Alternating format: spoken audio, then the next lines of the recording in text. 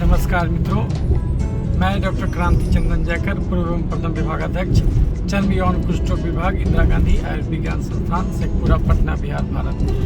मैं वैसे तो एक चर्म रोग चिकित्सक हूँ, लेकिन मैं अपने आप को होलिस्टिक हेल्थ एक्सपर्ट भी कहता हूँ, क्योंकि भोजन बदलकर और शारीरिक क्रियाशीलता बढ़ाकर मैं हर बीमारी को जड़ से ठीक करता हूँ। और 1 लाख मरीज के अनुभव से मैंने हर प्रकार के रोगों को डाइट और एक्सरसाइज से ठीक करने की कलाकारी यहाँ सीखा, तो वो तो मैं करता ही हूँ। साथ ही साथ मैं अपने आप को ट्रैवल ब्लॉगर भी कहता हूँ, क्योंकि मुझे यात्राएं करना पसंद है और मैं अलग अलग जगहों को एक्सप्लोर भी करता हूँ। और जब भी मैं यात्राएं करता हूँ, शुरू में जब करता था तो केवल जाके आ जाता था, लेकिन बाद में मैंने सोचा कि इस ढंग से तो केवल मुझे ही फ़ायदा होगा, अगर मैं इसका वीडियो बनाऊँ तो और लोगों को भी उससे लाभ होगा। तो ये सोच के मैं फिर वीडियो बनाने लगा और अलग अलग जगहों की यात्रा करके उसका वीडियो बना के आपको मैं दिखाता हूँ। लेकिन मेरे साथ एक चीज़ जिसे मैं अच्छा समझता हूँ वो ये कि मैं ये सब काम किसी पैसे कमाने के लिए या फिर कोई ये हमारा कैरियर नहीं है। इसीलिए मैं जो ये काम करता हूँ तो मैं ये नहीं सोचता हूँ कि मेरा व्यू कितना जाए, तो चूँकि जब मैं इस पर ध्यान नहीं देता हूँ कि मेरा व्यू कितना जाए, तो इसीलिए मैं इसमें आनंद का अनुभूत करता हूँ। और हर वो काम जो आप बिना किसी उपयोगिता के कीजिएगा तो वो आपको अंदर से सुख देगा, तो उसी को सृजन कहा जाता है। और एक होता है उत्पादन और एक होता है सृजन। जिस काम में भी आप इसलिए करने लगे कि उससे हमको किसी प्रकार का गेन लेना है, तो फिर वो काम आपके लिए उत्पादन हो जाएगा, प्रोडक्शन हो जाएगा, और उसमें फिर कर्म का बंधन जुड़ जाएगा, फिर आपको उससे टेंशन होगा। लेकिन अभी जो मैं काम करता हूँ तो इसमें किसी प्रकार का कोई बंधन नहीं रहता है कि मैं ये वीडियो बना के उसको डाल करके और उससे किसी प्रकार का कोई प्रसिद्धि पाऊँ या फिर उससे कोई इनकम हो यूट्यूब से, ऐसा कुछ नहीं है। इसीलिए मैं जो वीडियो बनाता हूँ तो इस बात का परवाह नहीं करता हूँ कि उसको मैं एडिट करूँ, उसको छोटा करूँ, उसको मैं एज इट इज़ डालता हूँ। इसीलिए हमारा वीडियो लंबा भी हो जाता है, कभी कभी 1 आध घंटे का होता है तो उसका व्यू कम मिलता है, तो मुझे उससे कोई मतलब नहीं, मैं उसको डाल देता हूँ। कभी न कभी किसी न किसी को कुछ न कुछ काम आ जाए, तो इसीलिए मैं वीडियो बनाता हूँ। और ये वीडियो बनाना मेरे लिए एक सृजन है। मुझे अच्छा लगता है ये सब काम करना।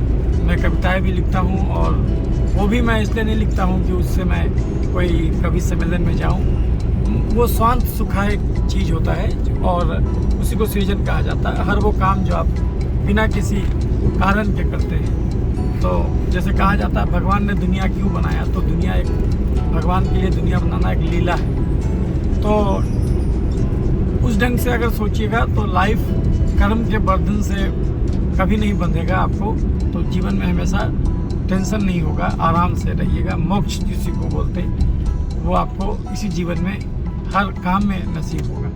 तो इसी दरमियान मैं यात्राएं भी करता हूं, और मेरा मानना है कि यात्राएं सबको करनी चाहिए, क्योंकि एक दिन सप्ताह में तो सबको छुट्टी रहता है, संडे को, तो उस दिन तो आप जाहिर सी बात है आप यात्राएं कर सकते हैं। और संडे को सबको छुट्टी रहता है। और दूसरी बात है कि आप बीच में आपको फिर हॉलीडे भी मिलेगा, कुछ पर्व त्यौहार रहेगा, कभी कुछ भी मुहर्रम रहेगा, कभी होली रहेगा, कभी दिवाली रहेगा, तो आपको उसमें भी समय मिलेगा, तो आप एक दिन की यात्राएं कर सकते हैं। अभी चूँकि कोरोना का गाइडलाइन जारी है, तो कोरोना के चलते आप कहीं भी जाइएगा आज के ज़माने में तो आपको बोलेगा RT-PCR जांच करा के लाइए, और उसके बाद फिर उससे आपको दिक्कत होगा, क्योंकि अभी तक सरकार ने ऐसा नियम नहीं बनाया है कि अगर आप वैक्सीन ले लिए हैं तो आपको RT-PCR जांच की ज़रूरत नहीं है। नहीं, वैक्सीन से उसको कोई मतलब ही नहीं है। वो RT-PCR जांच 72 घंटे का खोजता है। आप सोचिए कि कितना मुश्किल है ये सब कराना, फिर जर्नी प्लान करना, और गलती से भी कहीं पॉजिटिव आ गया तो फिर अब जा कर के अपने खर्चे पर क्वारंटाइन होना। इसीलिए अभी मैंने सोचा कि चलो इसको आपदा को अवसर बनाया जाए, और इन द सेंस कि यदि ऐसा रेस्ट्रिक्शन है तो कम से कम अपने बिहार राज्य में तो घूम सकते, और बिहार राज्य को एक्सप्लोर किया जाए। तो इसीलिए मैंने बिहार की अलग अलग जिलों और जगहों की यात्राएं प्रारंभ कर दी और बहुत सारे जगह को मैंने एक्सप्लोर कर लिया इसी बीच में। वो आप वीडियो आप हमारे चैनल पर देख सकते हैं। जैसे कि मैं रोहतास जिला गया, वहाँ पर एक्सप्लोर किया, मैं कैमूर जिला गया, मैं मुंगेर गया, मैं भागलपुर गया, तो बांका में भी एक बार गया। तो बहुत सारे जिला का वीडियो मैंने बना करके डाला हुआ है, आप देख सकते हैं। और जब तक ये रहेगा तब तक मैं बिहार में ही रहूँगा। और यात्राओं करने से मुझे सबसे बड़ा ये फ़ायदा हुआ कि मुझे ये पता चला कि बिहार में मुझे लगता था कि यहाँ पहाड़ नहीं है, झरना नहीं है, ज़्यादा नेचुरल रिसोर्सेज ज़्यादा नहीं है। ऐसा मुझे लगता था कि केवल यहाँ पर बाढ़ आता है और कुछ विशेष नहीं है, गंगा नदी है बस। लेकिन जब मैंने एक्सप्लोर करना शुरू किया तो मुझे लगा कि बिहार में पहाड़ अच्छा खासा मात्रा में है और जो भी पहाड़ है बहुत पुराना पहाड़ है। जैसे हिमालय तो नया बना है, लेकिन पुराना पहाड़ है यहाँ पर। तो और बहुत पुराने दिनों से है, और झरना है यहाँ पर, जलप्रपात है यहाँ पर, झील है, तो कुंड है। तो इस प्रकार से बहुत सारी चीज़ों को घूमने के चलते मुझे पता चला और प्रैक्टिकली मैंने देखा उसको। तो वही चीज़ मैं आपको भी दिखलाते का प्रयास करता हूँ। तो अभी जो मैं यात्रा कर रहा हूँ वो मैं जा रहा हूँ आपको, मैं 3 जगह की यात्रा करूँगा। मैं पटना से करीब निकला हूँ करीब 5:45 के आसपास में, यानी कि समझिए 5:45 सुबह में निकला हूँ। और पहले मैं पटना से जाऊँगा, आपको बराबर की पहाड़ियाँ दिखाऊँगा, बराबर की पहाड़ियाँ और बराबर का गुफाएँ मैं आपको दिखाऊँगा, क्योंकि ये भारत का सबसे पुराना गुफा है, जो कि अशोक के ज़माने में 300 ईस्वी ईसा पूर्व से में इसको बनाया गया था और 3rd सेंचुरी में बनाया गया था ईसा पूर्व, अशोक के ज़माने में। और अशोक की राजधानी पाटलिपुत्र हुआ करती थी। वो तो आप जानते हैं, बहुत ही चक्रवर्ती सम्राट थे अशोक, जो कि पाटलिपुत्रा से पूरे उधर अफ़गानिस्तान तक उनका, ईरान तक उनकी सीमा छूती थी, और इधर पूरा बर्मा और ये तक उनका सीमा जाती थी। नेपाल का अच्छा खासा एरिया, साउथ का अच्छा खासा एरिया, गुजरात का जो बंदरगाह था वो भी उनके अंडर में था। तो बहुत बड़ा एरिया पर उन्होंने शासन किया। तो उन्हीं के, जब उनका शासन का करीब 16वां और या फिर 19वां साल के बीच में उन्होंने एक केव्स का निर्माण किया था और उसको आजीविकी संप्रदाय को सौंपा था, के लोगों को सौंपा था, जो कि आजीविका संप्रदाय आज के ज़माने में नहीं मिलता, लेकिन एक ज़माने में भारत में जैन धर्म और बौद्ध धर्म के साथ साथ आजीविका संप्रदाय भी बना था अलग से, लेकिन वो ज़्यादा फल फूल नहीं पाया, क्योंकि उसका नियम बहुत ज़्यादा कड़ा था, लोकोन्मुखी, और वो वैसा नियम नहीं था, तो इसलिए वो ज़्यादा नहीं चल पाया। लेकिन वैसे ही लोगों के लिए उन्होंने वो बनाया था, और उस पर उनका अभिलेख भी मिलता है ब्राह्मी लिपि में। तो मैं आपको बराबर की पहाड़ियाँ दिखाऊंगा, जो कि पटना से करीब 93-94 किलोमीटर दूर है। वो पटना से जहानाबाद जाकर के फिर मखदूमपुर जाना पड़ता है, और मखदूमपुर से भी 10-15 किलोमीटर दूर है। मखदूमपुर जो है गया जिला में पड़ता है। तो इस प्रकार से मैं आपको वहाँ ले जाऊँगा। फिर वहाँ से देखने के बाद मैं आपको लेके जाऊँगा काकोलत वाटरफॉल। हालांकि यहाँ पर मैं जा चुका हूँ काकोलत वाटरफॉल, लेकिन जब मैं गया था तो उस समय वीडियो नहीं बनाया था। तो मेरा लक्ष्य है कि मैं सब जगहों पर जा कर के उसका भी वीडियो बना के उसको डाल दूँ, ताकि किसी भी व्यक्ति को जब भी इच्छा करे तो कम से कम वो हमारी लेंस के आँखों से वो देख सके दुनिया कि कितनी हसीन है दुनिया, और ख़ासकर बिहार अपना। तो उसके बाद मैंने आपको बताया कि बराबर के पहाड़ी को दर्शन करने के बाद मैं बराबर केव्स को दर्शन करने के बाद मैं जाऊंगा काकोलत वाटरफॉल, जो नवादा ज़िले में पड़ता है, जो कि ऑलमोस्ट झारखंड बिहार के सीमा पर है। और वहाँ से फिर मैं चला जाऊंगा, आपको ये दिखाऊंगा दामोदर वैली परियोजना का एक बहुत बड़ा जो है कि डैम है, वो मैं आपको दिखाऊंगा। और वो डैम जो है आपको ये तिलैया डैम मैं लेके जाऊंगा।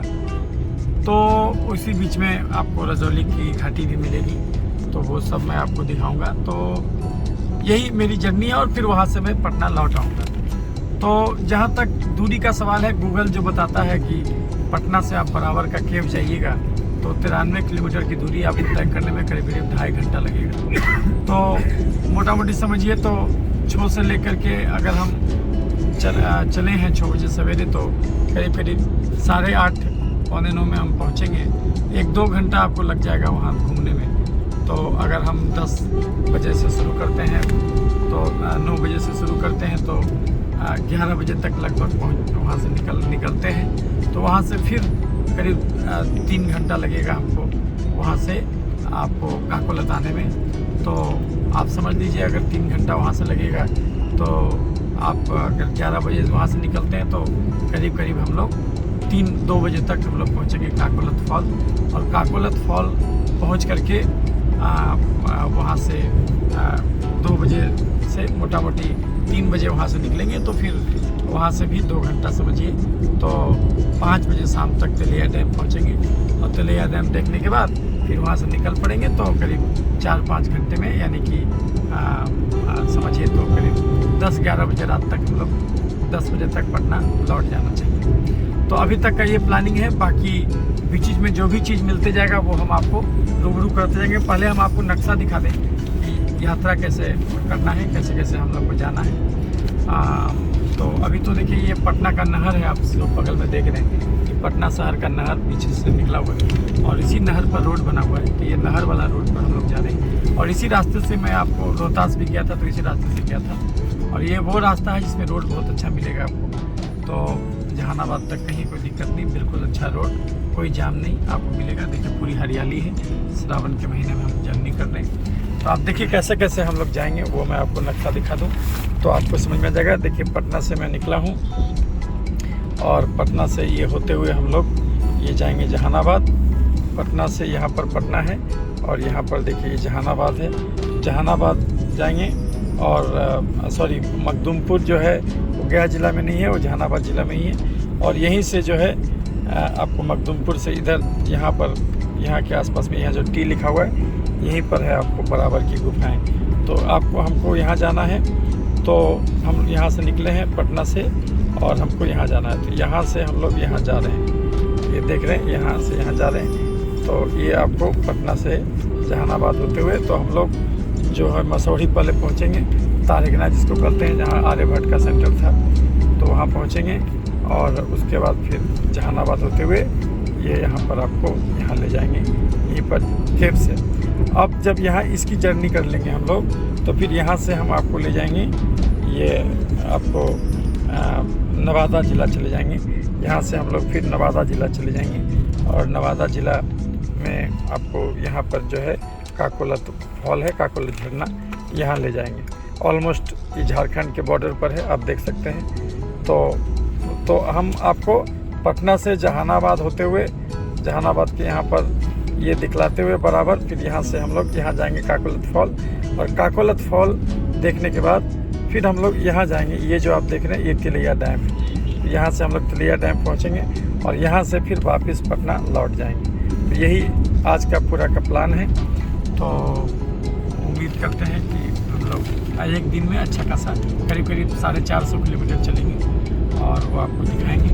तो बहुत ही मनमोहक नज़ारा आपको मिलने वाला है। और मैंने आपको बताया कि जब मैं यहाँ से जाऊँगा काकोलत तो आप देख सकते हैं ये राजगीर होकर के रास्ता है। यहाँ से यदि हमको काकोलत जाना है तो ये राजगीर होकर के ही काकोलत जाएंगे, रजौली जाएंगे। तो ये हम लोग अगर उसमें भी कुछ अगर देख पाएंगे रास्ते में तो वो भी मैं आपको दिखाऊंगा। तो बहरहाल अभी मैं पटना ये नहर वाले रोड पर हूँ, आप देख सकते हैं, बहुत ही ग्रीनरी से भरा पूरा। तो अभी पटना शहर से मैं निकला हूँ और उम्मीद करता हूँ कि करीब 8:30 बजे, 8:45 बजे सवेरे जो है, यानी कि 2 घंटा भी और लगेगा, वहाँ मैं पहुँच जाऊँगा। टोटल 93 किलोमीटर की जर्नी है, उसमें से हमको लगता है 4-5 किलोमीटर हमने 10 किलोमीटर कर लिया होगा। तो देखते रहिए चैनल। मित्रों अभी 61 किलोमीटर और बचा हुआ है और ये देखिए ये पुनपुन नदी है जो आप देख रहे हैं। ये पुनपुन नदी किस ढंग से ये बढ़ा हुआ है और ये जो है देखिए उद्घाटन हुआ था पितमास नौबतपुर पथ के 11वें किलोमीटर में पुनपुन नदी पर पुल। तो पितमास नौबतपुर क्षेत्र के 11वें किलोमीटर में पुनपुन नदी पर ये पुल है। आप देख सकते हैं यही पुनपुन नदी है और हम लोग जा रहे हैं और करीब 61 किलोमीटर दूर है और इसी पुल पर क्रॉस करेंगे। तो ये देखिए यही पुनपुन नदी है और हम लोग जो है सीधे चलिए ये देख सकते हैं पुनपुन नदी का विहंगम नज़ारा मैं आपको दिखा रहा हूँ। और ये गंगा की सहायक नदी है और ये सब गंगा में लीन होता है।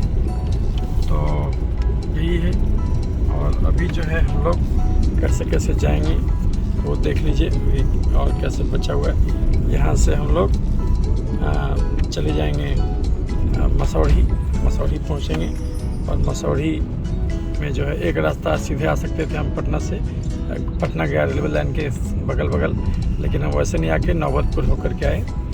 तो ये देखिए नौबतपुर होकर के हम लोग आए और यहाँ से जो है मसौढ़ी पहुँचेंगे। मसौढ़ी से फिर जहानाबाद और जहानाबाद से फिर मखदूमपुर से फिर यहाँ पर यहीं पर है आपको। तो यही है अभी हम लोग आपको पुनपुन नदी दिखाएं। तो इधर का आपको रोड बिल्कुल शांत मिलेगा, खाली मिलेगा, तो रमणीक माहौल मिलेगा, अच्छा लगेगा आपको। देखिए मसौढ़ी यहाँ से 15 किलोमीटर दूर है। तो हम लोग अभी मसौढ़ी की ओर बढ़ेंगे, तारगना की ओर बढ़ेंगे। तो देखते रहिए चैनल। मित्रों हम लोग तारगना पहुँचे हैं।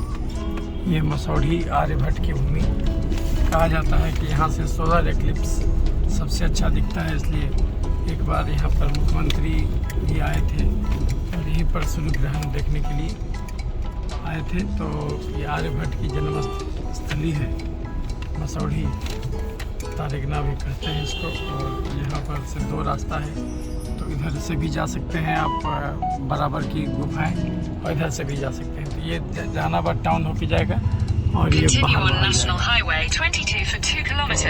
लोग इसी रास्ते से जा रहे हैं। तो ये नेशनल हाईवे नंबर 83 है, तो इससे हम लोग जा रहे हैं और अभी जो है 50 किलोमीटर बचा हुआ है यहाँ से, यानी मसौढ़ी से करीब 50 किलोमीटर एग्जैक्ट है और यहाँ से भी करीब 1.5 घंटा का समय लगेगा। तो अभी 7 बज रहा है, करीब 8:30 बजे सवेरे हम लोग पहुँचेंगे।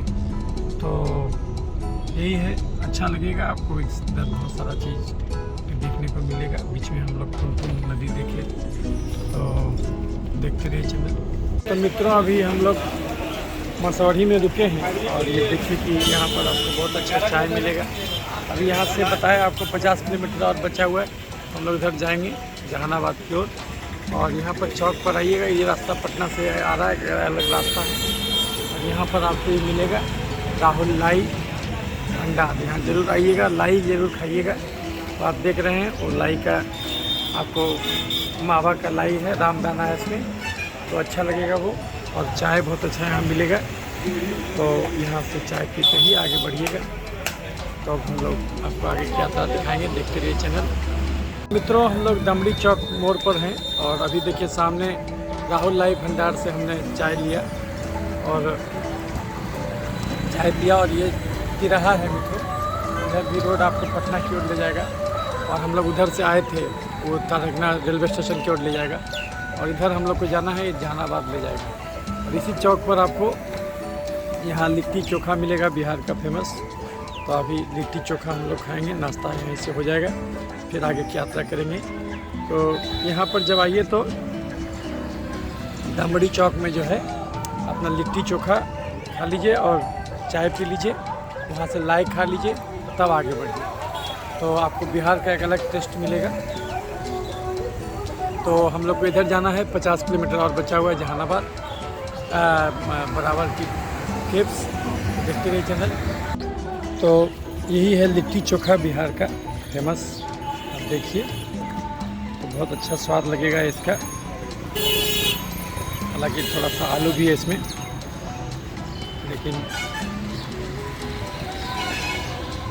इधर से गुजरिए, रोड है जैसा लिट्टी बन रहा है, तो रोड के किनारे अलग ही अनुभूति देगा आपको। देखते रहिए चैनल।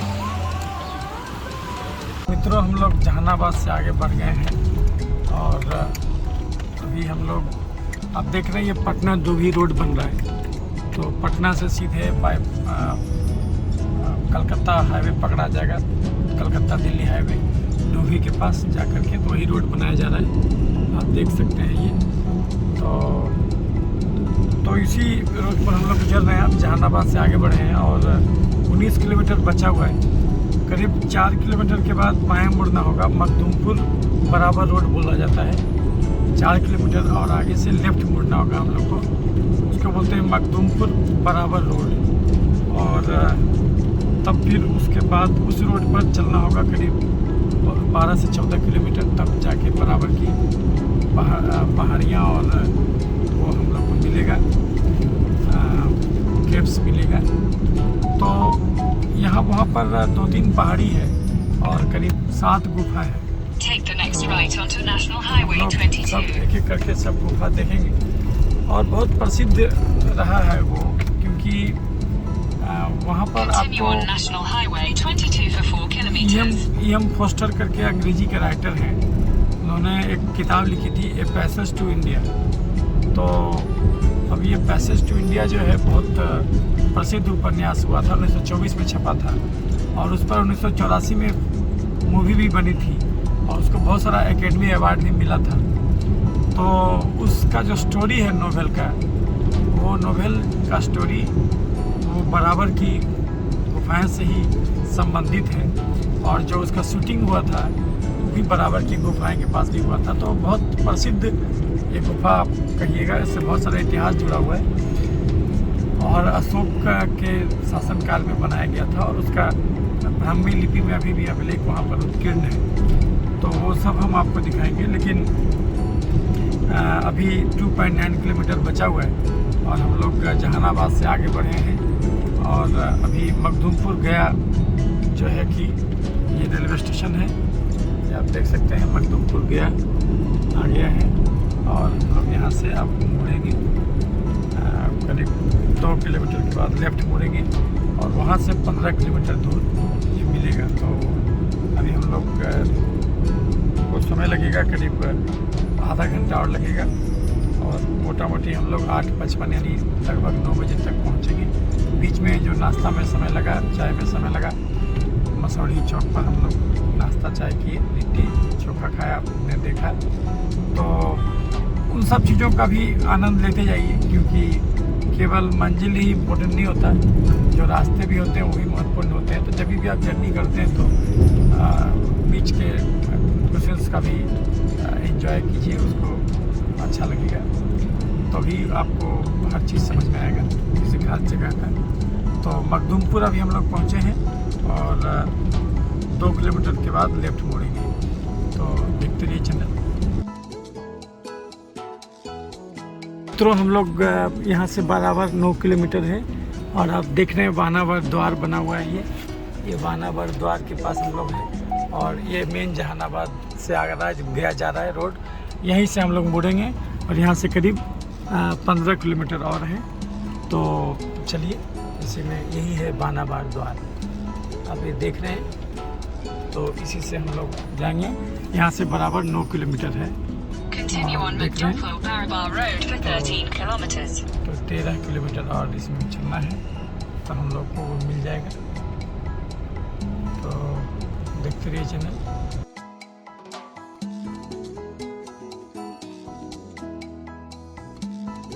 तो मित्रों, अभी करीब 7.5 किलोमीटर बचा हुआ है और आप देख सकते हैं चारों तरफ पहाड़ शुरू हो चुका है। ये देखिए, तो ये छोटी छोटी पहाड़ियाँ हैं और ये जो है 1100 फुट ऊंचा है जो पहाड़ है।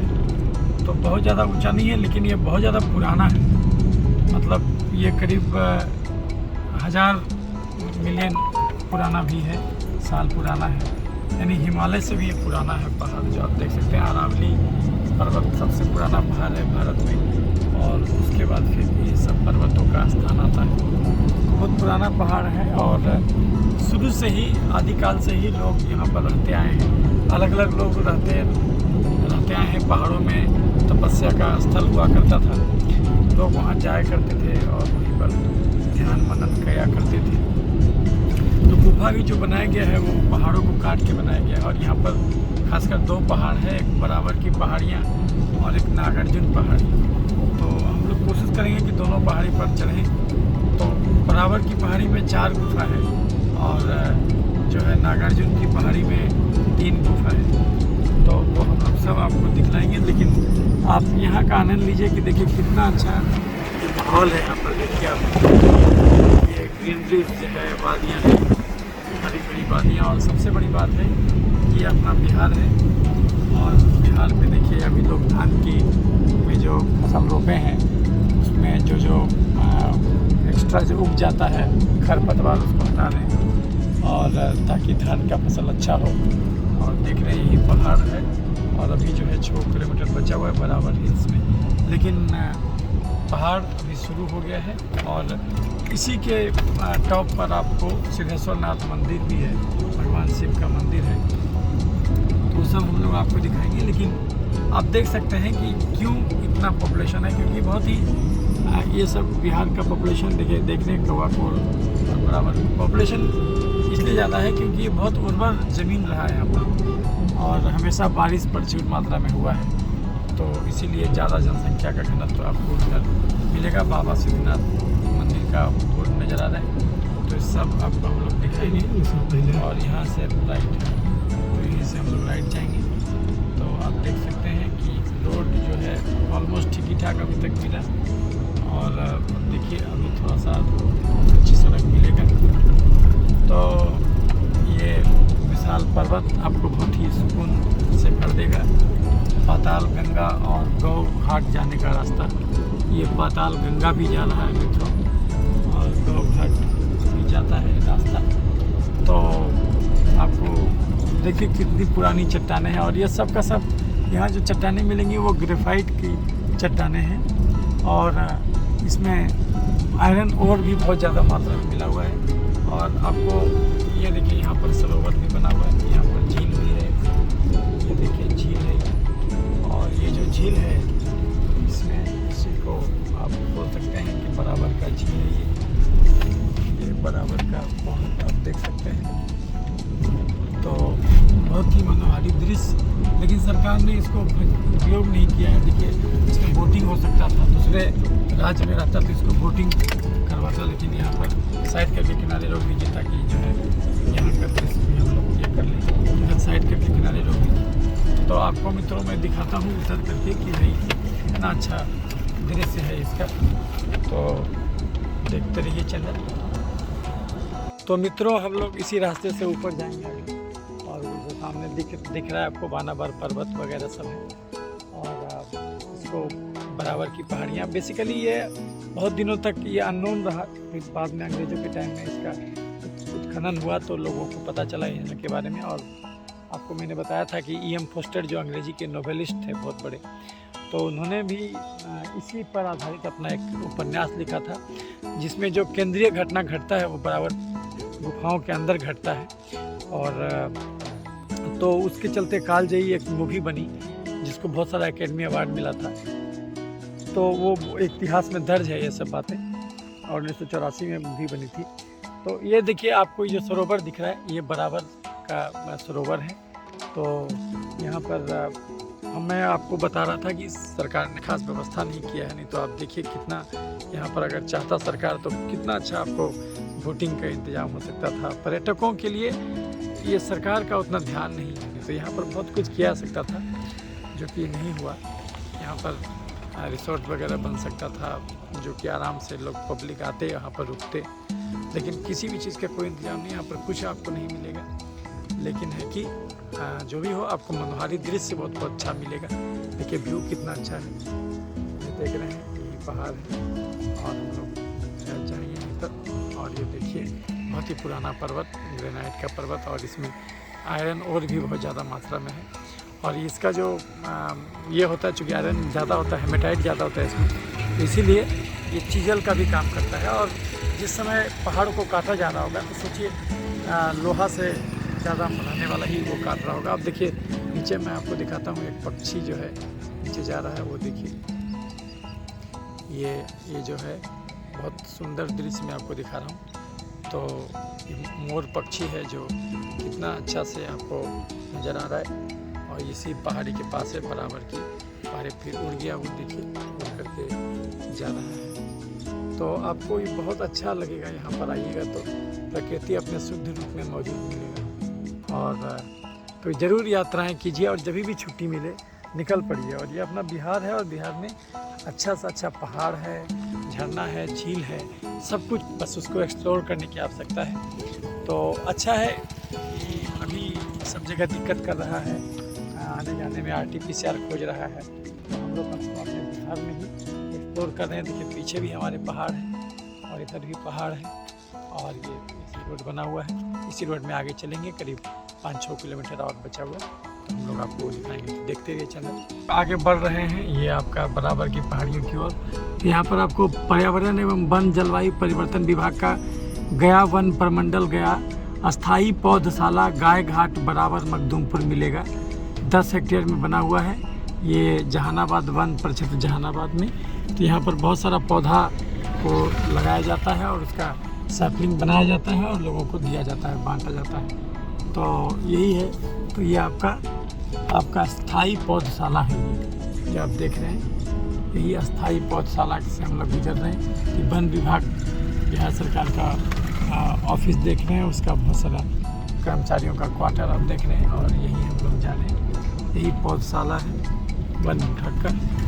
तो आप देख रहे हैं भानावार पर्वत, और भानावार पर्वत श्रृंखला देखिए कितना अच्छा लगेगा आपको। इधर जब आइएगा तो बड़ा स्वास्थ्य लाभ हो जाएगा आपका। और ये देखिए कितना पुराना पर्वत है, और इसी पर्वतों को समझिए काट करके इसके अंदर खोदते खोदते घर बना लिया इसमें। जैसे मान लें कि यही पर्वत है, तो इसको भी खोद करके उसके अंदर जो है इससे खोद करके रूम बना ले, गुफा बना ले। सोचिए कैसा लगेगा आपको, बिल्कुल एयर कंडीशन, गर्मी में ठंडा लगेगा, ठंडा में गर्मी लगेगा, इस प्रकार का चीज़ हो जाता है ये।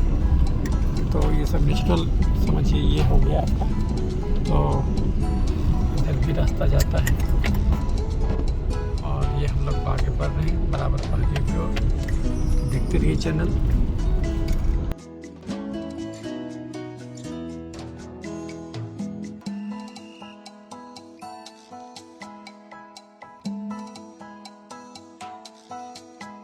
तो मित्रों अभी 3 किलोमीटर और बचा हुआ है, आप देख सकते हैं कितना मनमोहक दृश्य। खजूर का पेड़ है, और एक सिंगल पत्थर है, शिला है, और कितना विशाल है, और वो फिर भी जो है गिरता नहीं है। क्या बैलेंस है प्रकृति का, कि सदियों से ये जो है मूक साक्षी है, कितने इतिहास इसके इर्द गिर्द घटित हुआ, लेकिन ये सब का साक्षी है ये मूक शिला। आप इनसे सीख सकते हैं, देखिए। और सबसे बड़ी बात है कि शांति कुटी धाम है। ये देखिए गौ घाट, ये शांति कुटी धाम है। तो ऋषि मुनि का तपस्या स्थल, चूँकि यहाँ परम शांति, असीम शांति की प्राप्ति होगी आपको। ये देखिए कितना बड़ा विशाल शिला खंड, और यहाँ पर मंदिर बना हुआ है। तो लोग सोए हुए हैं, आप देख सकते हैं अलग अलग मंदिर यहाँ आपको दिखेगा। और सबसे बड़ी बात है कि पहाड़ के जस्ट नीचे बगल में रोड है। ये देखिए लोग पिकनिक बनाने इधर आते हैं और पिकनिक बनाते हैं। ये देखिए वहाँ पर भी लोग पिकनिक बना रहे हैं। तो पहाड़ों पर लोग आते हैं, पिकनिक बनाते हैं, चले जाते हैं, लेकिन गंदा नहीं करना चाहिए, ये भी ध्यान देना चाहिए, और नाम वगैरह नहीं लिखना चाहिए। तो ये देखिए, और ख़ासकर श्रावण का महीना है इसलिए और ज़्यादा हरियाली है, चारों तरफ से हरियाली आपको दिख रहा है। तो एक तरफ पहाड़ है और एक तरफ से बिल्कुल समतल मैदान है। तो यही चीज़ आपको यहाँ पर देखने को मिलेगा। तो अभी जो है करीब 2 किलोमीटर और बचा हुआ है, इसी ढंग से भी चीज़ में आपको ये मिलेगा। तो देखते रहिए चैनल। तो मित्रों करीब 2 किलोमीटर और बचा हुआ है बराबर की गुफा को पहुँचने में। इसी रास्ते से हम लोग आगे बढ़ रहे थे। तो ये दृश्य अच्छा लगा हमको, लगा कि आपको और करीब से दिखाऊं। ये देखिए कितना मनमोहक दृश्य। ये बहुत ऊंचा पहाड़ नहीं है, लेकिन सबसे बड़ी खासियत है कि पहाड़ के जस्ट बगल में मैदान है। तो और बहुत ही पुराना पहाड़ है, तो इसीलिए इसमें और खासियत है कि जो कुछ लोग जो तुरंत मैदान में जाना चाहते हैं, तुरंत पहाड़ पर जाना चाहते हैं, तो इसीलिए ये ऐसा जगह जो है तपस्वियों को बहुत आकर्षित करता था। क्योंकि आप मेन टाउन में भी रह गए और वहाँ से आपको भोजन मिल गया और ऊपर जाके शांति से आप तपस्या भी करने चले गए। तो ये देखिए कितना अच्छा, ये आपको जो दिख रहा है सब मार्बल है और सब ग्रेनाइट का चट्टान है, और इसी को पॉलिश करके अंदर बहुत चिकना बना दिया गया है। वहाँ पर पहाड़ियों पर देखिए कैक्टस का पेड़ है, तो आप देख सकते हैं। तो इधर आइएगा तो ये सबसे मूड आपका बिल्कुल प्रसन्न हो जाएगा। अलग अलग प्रकार का देख रहे हैं, तितलियाँ चल रही हैं, उड़ रही हैं, तो आप देखिए बहुत अच्छा लगेगा आपको। ये देखिए तितली यहाँ बैठ के स्नान कर रही है। और तो प्रकृति के बीच में आइएगा, प्रकृति को करीब से निहारिएगा तो बहुत ही मनोहारी दृश्य आपको अच्छा लगेगा। ये देखिए कितनी तितलियाँ हैं और असीम शांति की अनुभूति। करीब सुबह के 9 बज रहे हैं और पटना से हम 6 बजे सवेरे चले थे और अभी जो है हम लोग यहाँ पहुँचे हुए हैं। इन तितलियों को देखिए कितना अच्छा आपको लगेगा। और सिंगल देखिए पत्थर है, लेकिन वो गिरता नहीं है, वो गिरता नहीं है। यही प्रकृति का चमत्कार है जो आपको यहाँ देखने को मिलेगा। अनेक रहस्यों से आप भर जाइएगा। और कितने इतिहास का ये साक्षी रहा है ये पर्वत, ये वानावार पर्वत, और ये जहानाबाद जिला में पड़ता है। पटना से मुश्किल से करीब 90 किलोमीटर दूर, मैंने आपको बताया था 92 किलोमीटर, और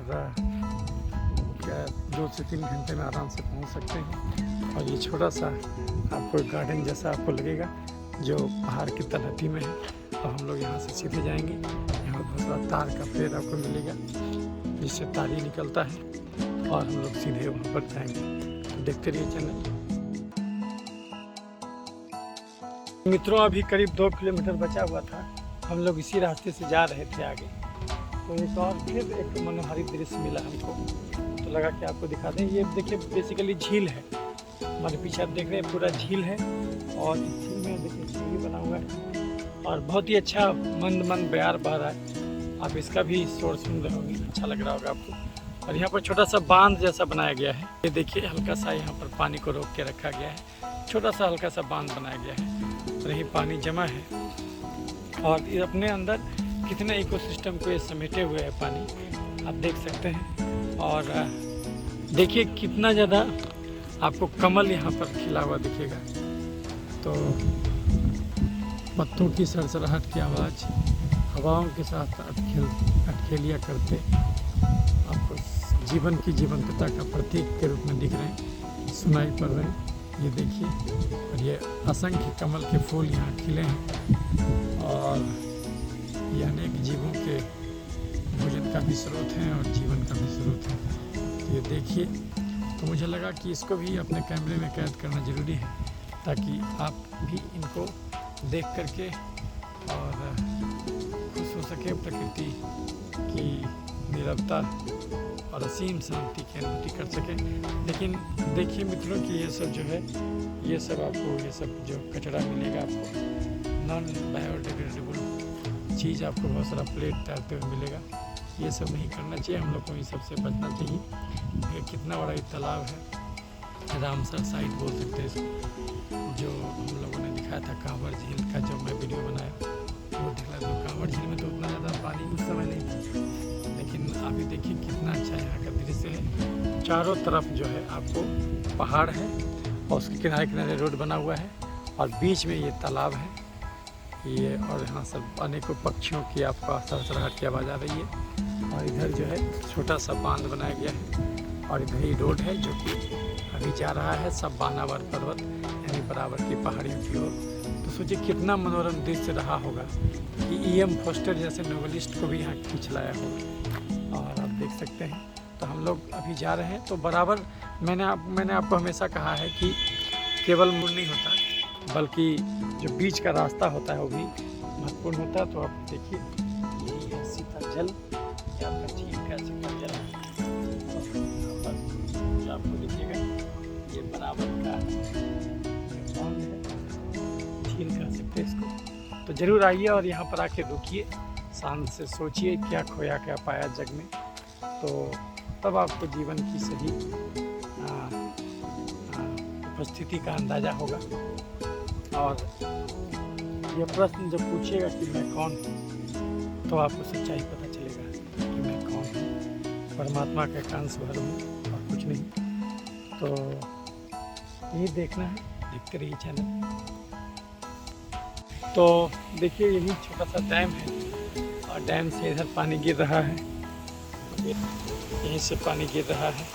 लेकिन यहाँ भी गंदा कर दिया गया प्लेट के द्वारा। और यहाँ शांति वन है, यहाँ पर देखिए बिल्कुल शांति वन है, आपको अच्छा लगेगा। तो इन सब जगहों को भी एक्सप्लोर कीजिए। बिल्कुल प्रकृति की असीम सुंदरता में खो जाइए। दोनों तरफ पेड़, जम्मू ढंग से आपको स्वागत करने के लिए फलक पामड़े बिछाए हुए से दिख रहे हैं। ये कौन चित्रकार है, उन्होंने इसको रंगा है, देखिए।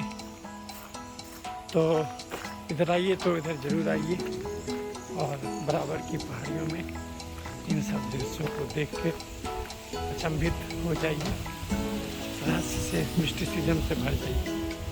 और देखिए यहाँ का जो पत्थर भी है, और देखिए कितना ज़्यादा ये इसमें आयरन भरा हुआ है, हेमेटाइट। देखिए बहुत भारी पत्थर है ये। और ये देखिए इससे आप अगर मारिएगा तो इसको भी ये तोड़ दे रहा है। तो आयरन ओर से भरा हुआ ये देखिए, तो हेमेटाइट भरा हुआ है इसमें।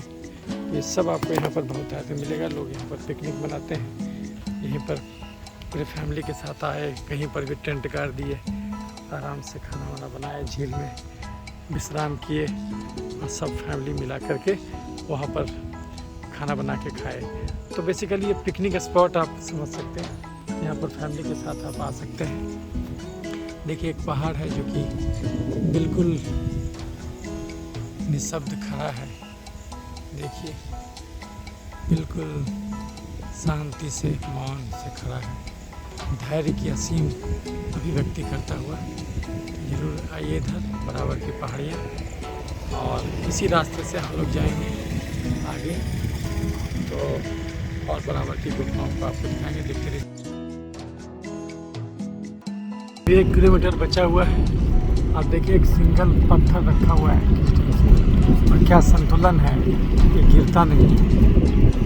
और सदियों का ये मुखदर्शक है, इतिहास का साक्षी है। तो इस प्रकार से आपको बहुत कुछ यहाँ मिलेगा। 1 किलोमीटर बचा हुआ है, हम लोग आगे बढ़ रहे हैं बराबर पहाड़ियों की ओर, बराबर की केव्स की ओर। तो यहाँ पर करीब आप देख रहे होंगे करीब 3, 4, 5 किलोमीटर से हमको 5 किलोमीटर से लगातार पर्वत दिखना शुरू हो गया है। लेकिन साथ ही साथ मैदानी इलाका भी है, रोड बहुत ख़राब भी नहीं है, बहुत ठीक ही बना हुआ है। और यही हम लोग, लेकिन देखिए बोर्ड में नाम भी नहीं लिखा हुआ है, ये सब चीज़ है। आपको यहाँ पर पाताल गंगा भी मिलेगा। तो यहाँ पर देख रहे हैं सबका टूरिस्ट का व्हीकल लगा हुआ है, अच्छे खासे टूरिस्ट लोग आए हुए हैं, आप देख सकते हैं। ये पहाड़ है और यहाँ पर जो है बराबर की गुफाएँ हैं। हम लोग गाड़ी लगकर ही लगाना पड़ेगा। गुफाएँ उधर सामने पाताल गंगा है, म्यूजियम भी यहाँ बना हुआ है, ये देखिए। तो गुफाएँ हैं, संग्रहालय है, म्यूजियम है, ये सब आपको मिलेगा यहाँ पर। और सिद्धेश्वरनाथ मंदिर भी है। तो आप यहाँ की पर से पैदल जाना होगा, मैं आपको दिखाऊंगा। देखते रहिए चैनल, देखते रहिए चैनल। मित्रों हम लोग पहुंच गए हैं बराबर की गुफाएं और नीचे में आप देखिए बहुत सारा दुकान मिलेगा आपको। थोड़ा सा गाड़ी आपको दूर लगाना पड़ेगा, आज थोड़ा छुट्टी का दिन है इसलिए पर्यटकों की भीड़ है। आप देखिए इसमें लेकिन अच्छा चीज़ मिलेगा, बिल्कुल चना मूंग आपको मिलेगा यहाँ पर। तो आप देख सकते हैं सब अच्छा चीज़ आप यहाँ से ले सकते हैं। और ये देखिए तो हम लोग अब जो है ऊपर चढ़ेंगे और आपको यहाँ पर लोकल मार्केट जैसा सजा हुआ मिलेगा और वही गेट है जिसके थ्रू हम लोग ऊपर जाएंगे। तो जब भी आप इन जगहों पर आते हैं तो आप अच्छा खासा चलते भी हैं, उससे आपका कैलोरी चलता है और उसके अलावा आपको सामाजिकता का भी बोध होता है।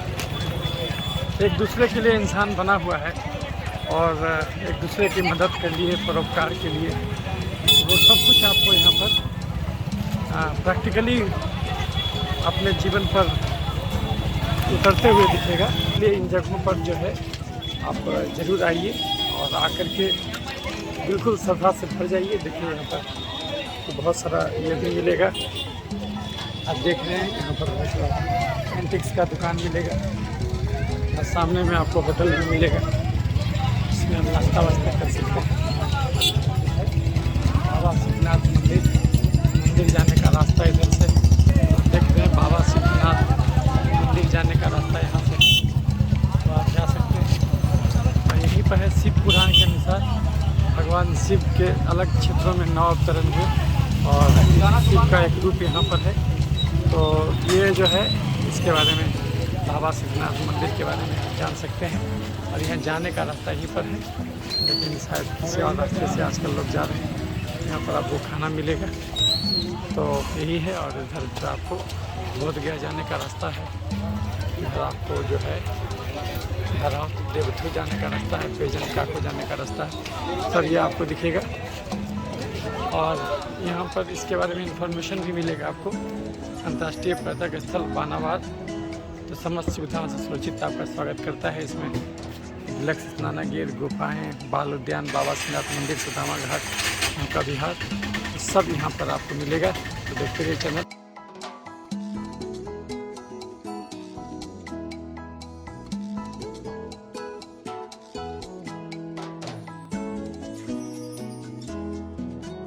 तो मित्रों अभी जो है हम लोग आए हुए हैं बराबर की पहाड़ियों की ओर जा रहे हैं और हमारा सौभाग्य है कि यहाँ पर हमसे हमारी भेंट हुई राकेश जी से। तो ये बहुत बड़े अध्येता हैं, खासकर जो है आर्कियोलॉजी के। तो ये इनके साथ रहना अपने आप में प्रिविलेज फील करना हुआ। तो आज मैं इनसे आपको सब कुछ बारीकी यहाँ के बारे में ये बताएंगे आपको, ताकि आप लाभान्वित हों और ये चीज़ को और लोगों तक भी पहुँचाएँ। तो चलिए इनसे सुनते हैं, इनके बारे में कुछ चर्चाएं इनसे करते हैं। तो ये सर 100 मीटर दूर है ना मेन गेट? हाँ 100 मीटर दूरी पर हमारे गुफाएं हैं। हाँ। तो खासकर जो हम नया रास्ता देख पा रहे हैं, जो नया रास्ता ये है, इसका निर्माण 1996 में हुआ था। अच्छा, इस रास्ते का निर्माण 1996 में हुआ था। तो ये हमारा प्राचीन रास्ता नहीं है। अच्छा, ज़्यादा भीड़ होने के कारण अभी भी देख रहे हैं कि कुछ भीड़ काफ़ी है। हाँ हाँ। इसका जो बिहाइंड है, इस रॉक का पीछे एक रास्ता बनी हुई है। हाँ हाँ हाँ। रॉक का फुट स्टेप्स है, इसे अशोका स्टेप के नाम से जाना जाता है। हाँ हाँ। वो 250 BC का है। अच्छे, लोग को आना जाना उधर से था, जो हम जा रहे हैं इधर से बाउंड्री वॉल था, हाँ हाँ। ये घेरी हुई थी।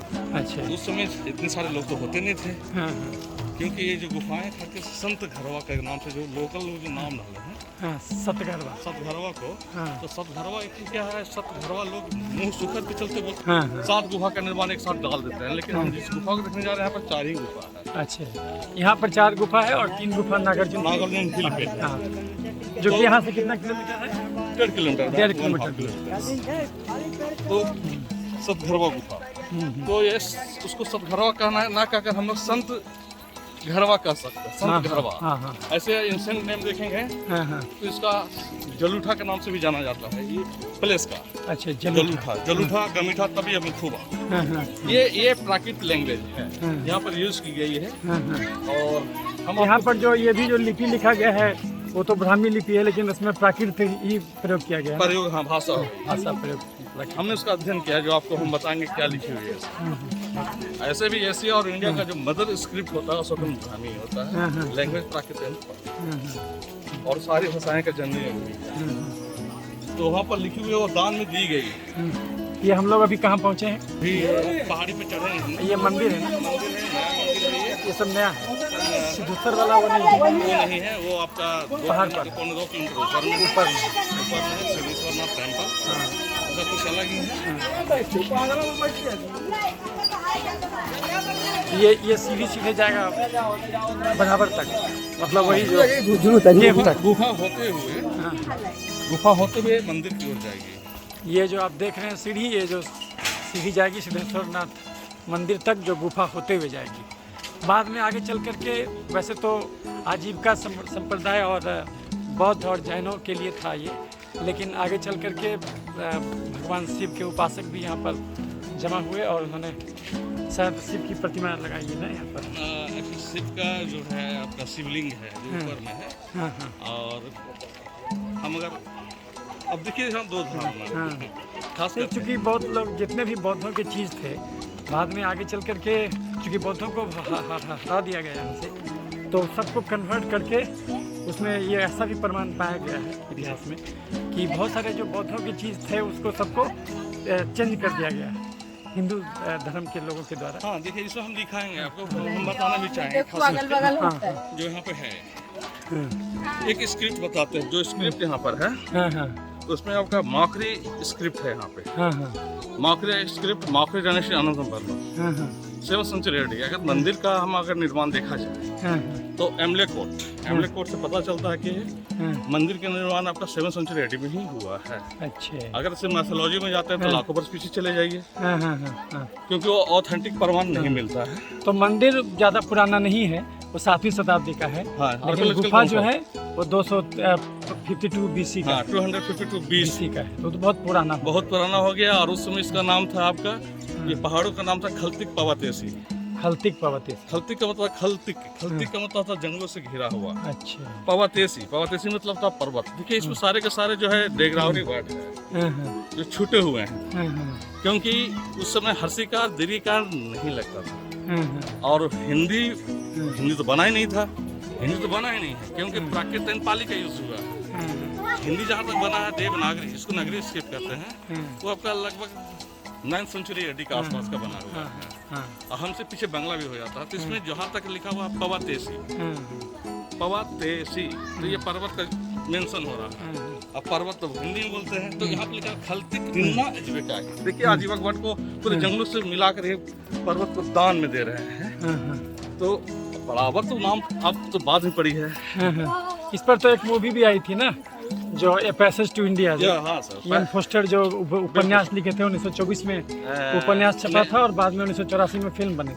1912 में उन्होंने लिखी थी और 1924-25 में पब्लिश हुआ था। पब्लिश हुई। और उसके बाद डेविड लिन डायरेक्टर 1984 में मूवी बनाए थे। और कुछ शूटिंग जो है यहाँ पर हुई थी, बाकी बंगलोर में हुआ था। और एक्टर हमारे इंडिया के हैं जो विक्टर बनर्जी डॉक्टर अजीज के रोल में है। तो अच्छी मूवी है, वर्ल्ड फेमस मूवी। और जितने भी यूरोपियन टूरिस्ट हमारे हैं वो पैसेज टू इंडिया नॉवेल पढ़ के आएंगे, नहीं तो मूवी देख के आएंगे। और गुफा के बारे में वो बोले कि हमने ये देखना, तो मैंने ऐसा विजिट करा। मेरा विजिटर बुक में भी उन्होंने बहुत सारे मेंशन किए। अब थोड़ा हम बताना चाहेंगे कि आखिर ये पहाड़ जो है, क्योंकि थोड़ा सा हम आजीवक संप्रदाय पे थोड़ा लंबा चला जाता है आजीवक संप्रदाय पे। अब खास करके ये पहाड़ जो देख रहे हैं, सामने वाली पहाड़, ये सामने वाले के रॉक को देख लीजिए आप। ये ग्रेनाइट रॉक है। अच्छा, ग्रेनाइट रॉक है। ये ग्रेनाइट रॉक है। इसका GIC report, geographic survey of India की रिपोर्ट है कि इसका जो एज हो रहा है 1100 मिलियन ईयर ओल्ड। ये आप देख सकते हैं मित्रों, ये जो है 1100 मिलियन ईयर ओल्ड है। और ये कोई हाइपोथेटिकल बात नहीं है, ये कार्बन डेटिंग से आया हुआ है ना। ये रिंगफा सर साइंटिस्ट हो गए इसका। हाँ, रिंगफा सर रिंगफा सर जियोलॉजिस्ट हो गया। ये आपका GSI हाँ जो रिसर्च इंडिया के जो है साइंटिस्ट हो गए, हाँ उनसे हमने ये अध्ययन किया था ये। इसके साथ आयरन ओर आया, आप देखिए खास करके आयरन ओर, क्योंकि गुफा का निर्माण करने में आयरन का बहुत ज्यादा महत्व होता है। रहेगा तो कोई काम आप कोई कार्य कर भी नहीं सकते। हाँ, उसको कैसे काटा होगा? कैसे काटा हुआ, खास करके ये जो गुफाएं आर्कोलॉजिस्ट जैसे डॉक्टर मंजू सर भी हम लोग पढ़ाए हैं, जो सबसे बड़े आर्कोलॉजिस्ट हैं doctor Manju sir, superintendent India के हैं वो अभी, और सुष्मिता बासु मुजुमदार आर्कोलॉजिस्ट कोलकाता, हमने उनसे अध्ययन किया। ये सारे गुफाएं रिसर्च चला है, तो खास करके ये गुफाएं कोलकाता में पढ़ाई की है। यहाँ पर रिसर्चर आते हैं ना, तो हम लोग साथ में रख के पढ़ते हैं, सीखते हैं। तो हम लोग तो पढ़े हैं आप IHM में, छोटा होटल में हाजीपुर। अच्छा, तो आर्कोलॉजिस्ट वहाँ आते हैं ना पढ़ाने, क्योंकि सारे जो साइट हमारे हैं आर्कोलॉजिकल है। यहाँ पर तो कुछ तरह का है नहीं, ये मॉडर्न हिस्ट्री है तो एंशिएंट हिस्ट्री, सारे के सारे हमें बिफोर क्राइस्ट का जो लोग देखने आते हैं। तो गुफाएं खास करके है जो उन्होंने पढ़ाई, ये गुफाएं हैं जो दुनिया का पहला मानव निर्मित है। विकिपीडिया छोड़ दीजिए, घर जाएगा। हाँ, दुनिया का पहला वो लोग नहीं लिखता है, इंडिया का लिखता है इंडिया का। तो देखिए वो जब लिखते हैं वो ऑथेंटिक नहीं होता। हाँ, वो लोग थोड़ा सा प्रेजुडिस रहता है। हाँ, ऑथेंटिक उसको कभी भी अपने आप को सुपीरियर शो करने का उन लोगों का थोड़ा सा रहता है। जैसे हर कि चीज में, बहुत सारे हर चीज में हम ही लोग ने उसको बोलते हैं ना वेस्टर्न माइंड बर्डन बोला जाता है उसको। हाँ, तो उनको लगता है कि पूरा दुनिया को सुधारने के लिए हम आए हुए हैं, हम नहीं रहेंगे तो दुनिया बर्बाद हो जाएगा, उसको बोला जाता है। जैसे कि हमारे ये जो है जेएनयू का प्रोफेसर जो हो गई है आपका प्रिंसिपल, हाँ, वो भी यहाँ इसको और बहुत सारे प्रोफेसर यहाँ पर आते हैं। आपका जेएनयू हो गया दिल्ली में, तो दिल्ली में से उपेंद्र सिंह भी आए हुए, हमने भी उनका विजिट कराया है। अच्छा, मनमोहन सिंह के जो बेटे प्रधानमंत्री थे यहाँ पर आए हुए। रोमिला थापर भी आई हुई है जेएनयू से। रोमिला थापर भी यहाँ पर, तो रोमिला थापर सारे के सारे इनको है, तो वो भी जो है सर रिसर्च करते हैं, तो थोड़ा जो अभी बताया सर उस तरह से करते हैं हम लोग। तो खास करके गुफाएं जो हम अब देखेंगे, ये तो रास्ता जो है सर, और ये क्या है? ये तो लेक है, ये अच्छा लेक है। हाँ। अच्छा, लेक है। और इसके अलावा इधर कहाँ जाता है? ये अशोका इंसेंट वे है जो हम going down the car parking. अच्छा, ये तो नया रास्ता जो डीएम साहब बनवा के गए थे, ये वाला है, लेकिन ये पुराना रास्ता पुराना है, अशोक का है, पुराना रास्ता यही वाला। हाँ, आगे से मिलेंगे तो रॉकेट फुट स्टेप्स मिलेंगे, जिसे अशोका स्टेप के नाम से जाना जाता है। एक गुफाएं भी है, और वो मूवी का भी शूटिंग यहाँ पर हुई है, यहाँ पर पास इंडिया, बाकी सारे का शूटिंग इस तरफ में हुआ है। और सारे गुफाएं का नाम थोड़ा सा नामकरण चेंज हुआ है, और चेंज होने के कारण क्या है कि इसको सब हिंदुत्व से जोड़ दिया है, हिंदुत्व से हाँ, जोड़ दिया मतलब गया सब कुछ बौद्धों को तो भगाया गया है। तो पहले हम बताएंगे, पहले तो ये आजीवक क्या है, और आजीवक संप्रदाय के बारे में हम बताएंगे थोड़ा सा गुफा के पास। चलिए, देखते रहिए चैनल। तो अभी मित्रों मैं आया हुआ हूँ, ये जो आप देख रहे हैं, ये एक गुफा के पास आए हुए हैं। हालांकि देखिए लोग जो है इसको मेंटेन नहीं रखते हैं, खाना वाना सब बना रहे हैं। तो इस गुफा का नाम क्या है? इंसेंट नेम सुपियक्षा। हाँ, और इस नाम को बाद में आर्कोलॉजिस्ट लोग चेंज कर इसका नाम को रख दिया है कर्ण चौपाल। कर्ण चौपाल, जिससे कर्ण से कोई लेना देना है भी नहीं। कर्ण चौपाल नाम है, लेकिन कर्ण से लेना नहीं। सुपियक्षा देखिए, अभी जब हम ऑथेंटिक बोलेंगे, अब कोई बोलेगा इसका कर्ण नाम है ही, तो हम बोलेंगे उसको प्रूफ कीजिए, तो प्रूफ कैसे कर पाएगा लोग?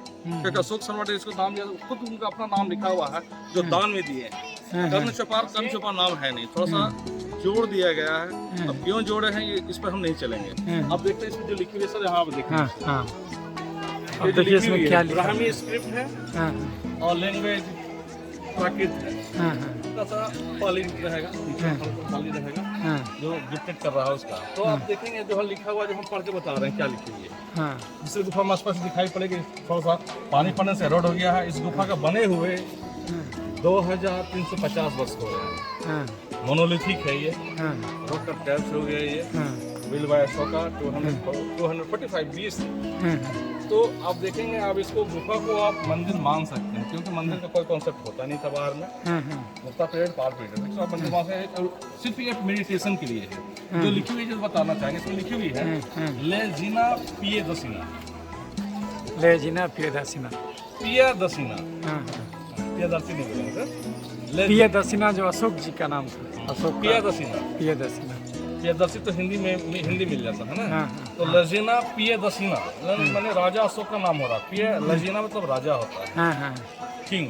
लजीना प्रियदर्शिना हाँ इकोनॉमी, इकोनॉमी का मतलब 19वीं वर्षगांठ का मेंशन हो रहा है। लजीना प्रियदर्शिना इकोनॉमी हाँ सातो सतेना जलूठा गमीठा तब या मखुआ हाँ। सुपीक्षा दिन आजीविका है, ये आजीवन संप्रदाय को दान में दिए।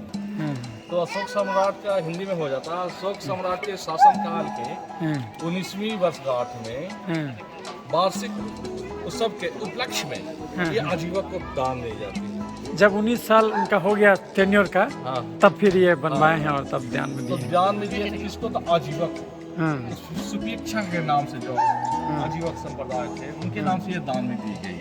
हाँ कॉर्पोरेट अनुसार होता है 245 BC। अच्छा 245 BC। BC। तो मित्रों अब हम लोग इसके ऊपर पहुँचेंगे। जो गुफा है, ये इसके नीचे गुफा है और देखिए एक ही ये पत्थर है और इसी के अंदर गुफा बना हुआ है और इसी के ऊपर से आप देख सकते हैं कितना विहंगम नज़ारा। ये भेल मछली जैसा दिखता है या कोई किसी को बोलते हैं भेल मछली, किसी को बोलते हैं एक्चुअली इससे जो मगरमच्छ। हाँ पीछे चलेंगे तो लगेगा आपको मगरमच्छ जैसा लुक लगता है, क्रोकोडाइल शेप में है। हाँ हाँ ये वाला दिखता है क्रोकोडाइल हाँ, जैसा। इसका भी है जो पीछे हमें जाते हैं। सुदामा गुफा।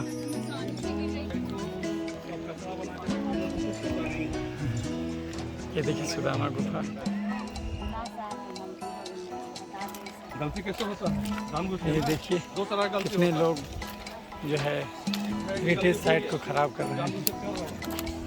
तो कम से कम यहाँ मत बनाइए, और भी जगह था है ना, बनाने का, और उधर तो बना ही सकते थे नीचे। खाना लो पहाड़ तो हर जगह है। हटा देते हैं, बर्तन उठा के रख देते हैं। तो ये देखिए सुदामा गुफा है इधर, और मिस्र शैली में निर्मित है ना। हाँ, थोड़ा सा देखेंगे ये हाँ, हाँ, हम जहाँ तक इसको ले लेंगे हाँ। खास करके आजीविका के बारे में आप कुछ बता रहे आजीवक के बारे में बोल रहे हैं। अब हैं। आजीवक संप्रदाय के बारे में आजीवक संप्रदाय, तो थोड़ा आजीवक संप्रदाय के बारे में जान ले। पहले तो सर यहाँ से देखिए लुक लगता है क्रोकोडाइल शेप हाँ में हाँ ही है। हाँ। यहाँ से देखने पर ये बिल्कुल क्रोकोडाइल जैसा लगता है, आप देख सकते हैं ये क्रोकोडाइल जैसा शेप लगता है। सारे गुफाएं आजीवक संप्रदाय, हम आजीवक संप्रदाय को थोड़ा सा जानने का प्रयास करते हैं, इसलिए कि जानने का प्रयास करने का मतलब है कि इनका अभी तक कोई भी ग्रंथ नहीं मिला है। इनका दूसरों को विरोधियों, हम विरोधी कहेंगे, विरोधियों द्वारा रचित जो है ग्रंथ उनमें मेंशन होता है। ताकि आजीवक संप्रदाय एक ऐसे थे नियतिवादी हो गए थे, ये हार्ड मेडिटेशन, इनका टूटने का भी कारण क्या होता है? आजीवक संप्रदाय जो है इनका मेन फाउंडर हो गए सारीपुत्रा मखली घोषाल। मखली घोषाल का जन्म राजगिरी में एक गौशाला में होता है, इसलिए मखली घोषाल। मखली घोषाल मेन फाउंडर हो गए आजीवक संप्रदाय का। अब हम जानना चाहें कि अशोक सम्राट आजीवक संप्रदाय के क्यों दान में दिए? थोड़ा सा हम सर आजीवक संप्रदाय पे चलते हैं। आजीवक संप्रदाय है तो आजीवक संप्रदाय की गुफाएं सारे के सारे आजीवक को दान में दी गई है। तो आजीवक के बारे में जानना चाहते हैं, आजीवक है को एक शक कैसे बनाइए? तो हम आजीवक को जानने के लिए 6th सेंचुरी BC जा रहे हैं। 6th सेंचुरी BC महावीर, अब देखिए महावीर और सारीपुत्रा मखली घोषाल दोनों अच्छे फ्रेंड थे। कहीं भी दोनों जाते थे एक साथ जाया करते थे, दोनों मेडिटेशन किया करते थे, प्रवचन दिया करते थे, कुछ भी किया करते थे, एक साथ ही जाया करते थे वो। लेकिन दोनों में जैसे कि आप देखेंगे कि कैसे ये आपका डॉक्टर मंजू सर, सुष्मिता वासु मजुमदार और जिनके पुस्तक पढ़ते हैं या उनसे पूछते हैं, विजय सर हो गए, सर हो गए, जयसवाल संस्थान, जब उनके बहुत सारे जो पुस्तक पढ़ते हैं जो इसका कैसे दोनों अलग होने का है कारण, क्या अलग है, एक सेक्ट कैसे बना आजीवक संप्रदाय पे। तो देखें कि मखली घोषाल और महावीर दोनों अच्छे फ्रेंड है, दोनों को उठना बैठना एक साथ होता था, कहीं भी जाते थे एक साथ जाते थे, मेडिटेशन करते थे, दोनों का मान सम्मान अच्छा मिलता था। लेकिन ऐसा हुआ कि दो मित्रों में खास करके जहाँ दो संत हैं तो किसी संत को सबसे ज्यादा मान सम्मान मिलता है, किसी को थोड़ा कम मिलता है, तो एक अंदर से एग्रेसिव होगा, थोड़ा सा चिढ़ना शुरू करेगा। ऐसे भी लाजमी है, अगर हम लोग जाते हैं तो थोड़ा सा होगा ऐसे, ज्यादा जोगी मत जाओ। हाँ तो ऐसा है, तो दोनों में क्या हुआ कि अंदर से अंतर कला हो गया। लेकिन ये मखली घोषाल उनको बोल नहीं रहे हैं, लेकिन उन्होंने क्या किया कि योजना बना दी। आप ऐसा कीजिए कि सारे जो हमारे पास शिष्य है सबको हार्ड मेडिटेशन करवा दें।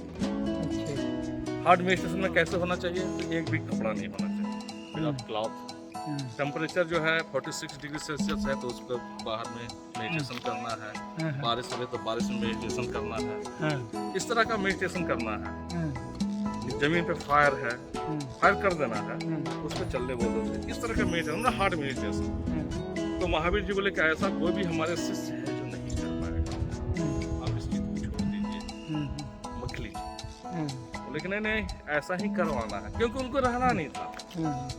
तो कुछ ऐसा कहा जाता है, क्योंकि इनका अपना ग्रंथ नहीं मिला है, इसलिए ऐसा कहा जाता है दोनों में हाथापाई हो जाती है। हाथापाई हो जाती है, हाथापाई हो जाने के बाद फिर दोनों जो है, जब हाथापाई हो गई तो दोनों टूट जाएंगे। टूट कर अलग हो गया था, एक साक्षी हो गया आजीवक संप्रदाय। हम बोल सकते हैं आजीवक संप्रदाय। तो मित्रों देखिए कैसे अलग अलग हुए दोनों, चूंकि वो ज़्यादा हार्ड थे जो मखली घोषाल, तो उतना हार्ड वो नहीं होना चाहते थे महावीर, और अल्टीमेटली आजीवक अलग हो गए। और चूंकि इतना हार्ड थे तो वक्त की धारा में वो इनको मिला नहीं, इनको मानने वाला अनुयायी। जाहिर सी बात है, ज़्यादा हार्ड होइएगा तो फिर उतना तो कोई आपके पीछे आएगा नहीं, कुछ गिने चुने लोग ही आएंगे और फिर आपका वो संप्रदाय सूख जाएगा। तो आर्कोलॉजिस्ट का खास कहना है कि इन्होंने 6th सेंचुरी BC से लेकर आर्कोलॉजिस्ट का डॉक्टर मंजूर साहब और सक्षता बासु मजूमदार, उनका कहना, उनका जब बुक्स पढ़ते हैं तो उनका कहना है कि 6th सेंचुरी BC से लेकर 4th सेंचुरी AD तक यहाँ आजीवक रहे, 1000 ईयर। तो 4th सेंचुरी AD तो गुप्ता पीरियड, गुप्ता पीरियड तो गोल्डन पीरियड। तो धीरे धीरे ये आजीवक संप्रदाय धीरे धीरे घटते गए, क्योंकि उनका कोई भी फॉलोअर नहीं रहा, क्योंकि हार्ड मेडिटेशन नियतिवादी। एक उंगली कर भी गया है तो अपने से ठीक हो गई है।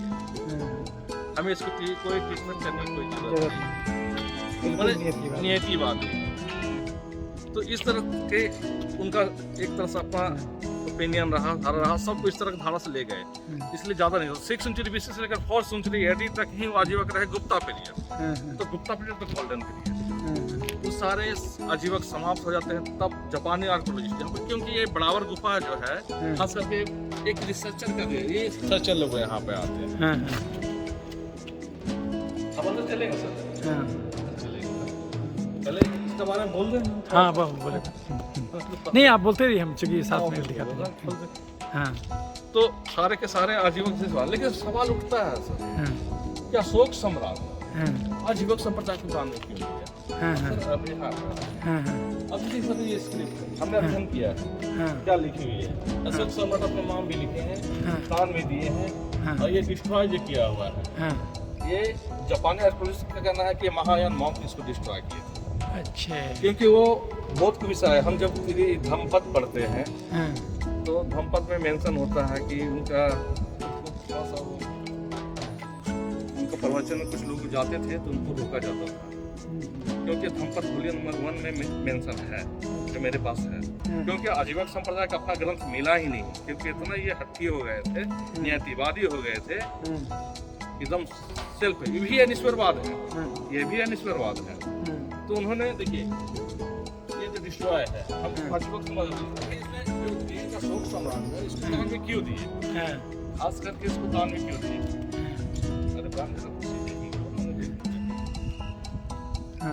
तो अब देखेंगे इसमें जो लिखा गया, क्या लिखा हुआ है। अब देखिए एक अक्षर करके बताते हैं, हमने अध्ययन किया है। ये ल है, ये ल, ये आकर का मात्रा पे तो ला हो जाता है, ये मात्रा आकर का है। ये ला हो गया, ये ज है सर, ये हंसी का हो गया तो जी हो गया, ये न है, ये मात्रा यहाँ से यहाँ चला गया तो लेजिना।